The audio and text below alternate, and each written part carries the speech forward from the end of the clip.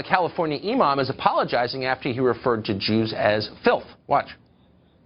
O Allah, liberate the Al-Aqsa Mosque from the filth of the Jews. O Allah, count them one by one and annihilate them down to the very last one. Do not spare any of them. So do we have Islam all wrong? Is it actually a tolerant faith? Bob Morrow is a convert to Islam. He was a longtime Foreign Service officer working for the State Department, where he converted. A trustee now at the Al Dulles Area Muslim Society, and he joins us on the set. Bob, thanks a lot for coming on. My pleasure. Thank you. So I actually know a lot of decent, peaceful Muslims, so I'm not here to impugn a faith or a people or anything like that. But 1 in 5 say it's okay to kill in the name of furthering a religious cause. That seems like a pretty troubling number. It would be. I don't believe it. You know, from my experience with the people that I've seen, the people that I've talked to over the last, I've been a Muslim for 37 years. The people that I've talked to, the number is now nowhere near that. You know, in this area, if you went to the Adams Center, you wouldn't find a single person who would say that that's. I believe that, but my guess is that, you know, there are a lot of well-educated, affluent Muslims in this area around D.C. But I've seen a bunch of polls like this that show that the attitudes of faithful Muslims are not Western at all, and that they include a tolerance of violence you don't find among, say, Presbyterians or Jews. So what? That's not good. You know, I have not seen that specific poll myself, so I can't say for sure. But, you know, all I can speak is from my personal experience, and that would be absolutely impossible to believe based on what I've seen. So a lot of Americans are concerned about Sharia law. Sure. And they're concerned about polls that show a strikingly large number of Muslims would like to see it supplant civil law in the countries in which they live. Great Britain, for instance, a huge percentage would like to see it become the law of Great Britain. And in the United States, pretty large number say the same. But in England, it's 4 out of 10 British Muslims. In France, 29% of French Muslims would like to see it replace French law.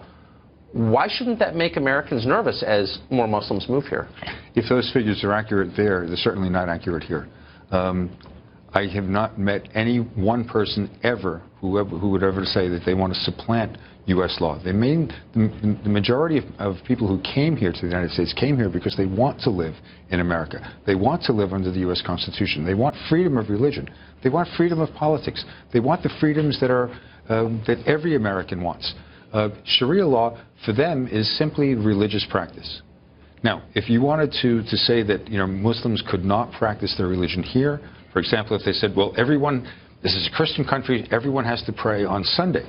All church services have to be on Sundays only. People would object to that. Muslims want to be able to practice their religion the way that it's being taught. But in countries with high percentages of Muslims, I think every country with a high percentage of Muslims, there's not religious pluralism, actually. I don't know of a single Gulf country where it's illegal to proselytize on behalf of another religion.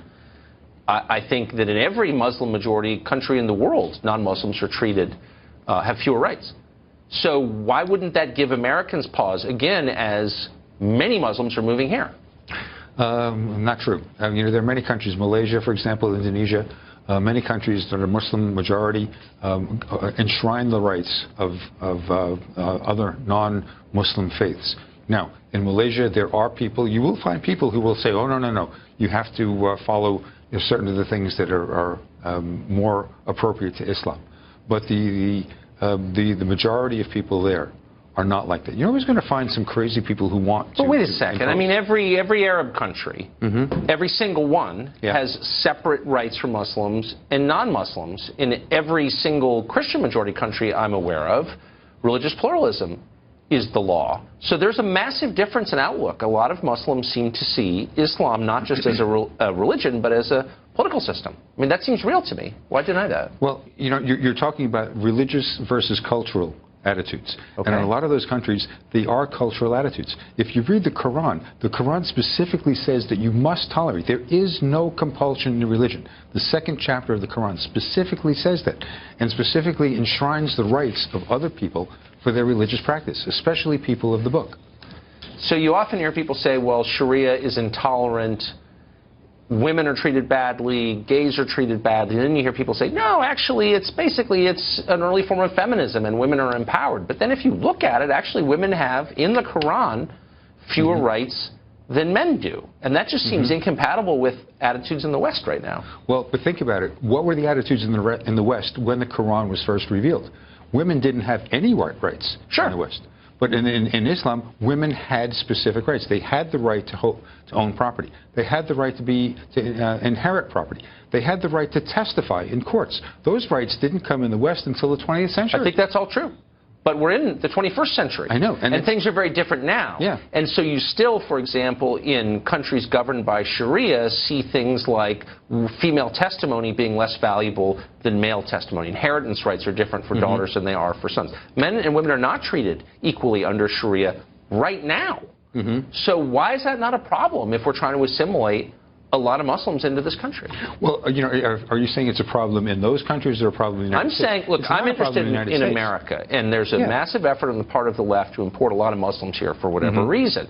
And I'm not against it necessarily, but I just think that it's really important for people to assimilate to the values of the country to which they're moving. And they do. And I'm worried that they won't because it's so different. Their attitudes are so different from ours. No, not really. Because most of the people who have come here are different people. They're a very well-educated group. Many people came here for advanced studies. They came here to practice in various professions. So, under Sharia law, let's say just on the concept of inheritance, you can follow with what the Quran says about inheritance, or you can follow what the Constitution says about inheritance. Right. So it's really a choice between the individuals. No one is forced to. If somebody wants to follow that and say, all right, I'm going to follow, we'll do it this way. And I hope they will. Bob Morrow, I have to say, I disagree with you, but you are a great spokesman for what you believe. Well, thank you very much. Interesting, guys. Wow. Tucker Carlson, you can just see how he was so bold with his, questions, his opinion. Even though the Muslim man is trying to let him understand some of the facts, he still stood his ground, saying that no, if why is there not equal rights when it comes to Islam? Because it feels like the men and the women are not treated equally. Because if they are treated equally, then what is going on? It won't be going on. You get what I'm saying? So I just love the fact, like, I'm just so surprised the way the man was just, I don't know, he was trying to interject while the Muslim man was talking. Yes, I know you have a lot of information at hand, but you should have given the Muslim man time to speak. Let him explain better.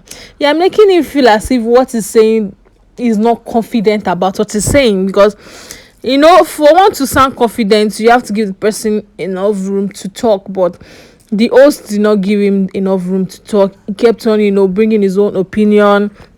You ask a question, you've not allowed him to answer the question completely. You're asking another one. So they spoke a lot about Sharia law, and about equality, and that was a whole lot of conversation, guys. I don't know. In my own opinion, I feel like the Muslim man had a lot to say, but no, it was limited to what he could say because of the way the host was actually interacting with him. But it was a beautiful conversation, though. I enjoyed the host, point of view, chipping in one way or the other. I understand is normal, but at least you should have allowed the man to at least deliberate more on his point. Let him talk more on the points before throwing another one to him. Well, that was a beautiful one. Let me know your point of view. I'll see you in the next one. Bye.